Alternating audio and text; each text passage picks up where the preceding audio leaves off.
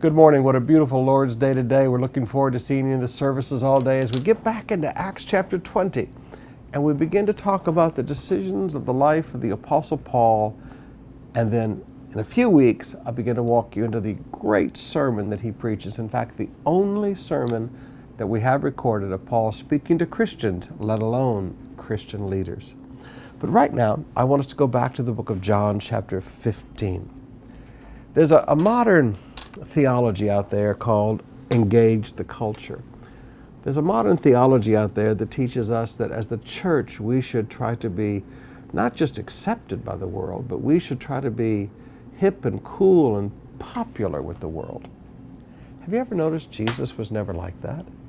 Have you ever noticed that the prophecies of Jesus say there was no beauty or comeliness about him that we should desire him? Jesus was not an artista.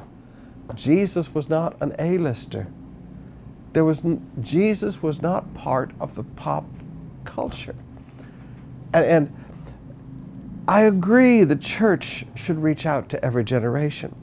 I agree the music should reflect the musical types of that generation. I agree that facilities need to be modernized. Yes, I agree with all those things. But we also have to face some very straight words that Jesus speaks to us. John 15, beginning with verse 18. If the world hates you, keep in mind that it hated me first. If you belonged to the world, it would have loved you as its own. As it is, you do not belong to the world, but I have chosen you out of the world.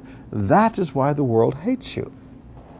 Now, I've often told young people, there are things that as Christians that we'll never be good at. We will never be good at being the popular people because we're not of this world.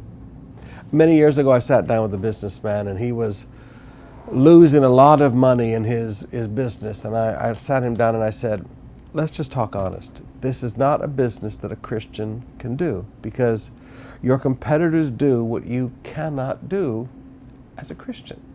You need to find a business that you can do as a Christian. Now, young people, I would tell you that today. There are lifestyles, young people, that you and I, we cannot live because, forgive me, that's not who we are. We can't do what it takes to be the popular ones unless we're willing, forgive me, to be like the world. The world will always love its own, but the world will never love us because we're not of the world. The world will always hate us because of who lives within us. So young people, you and I are never going to be able to be top popular things where if you're going to live a Christian life, you're never going to be able to be, forgive me, successful in the realms that require popularity.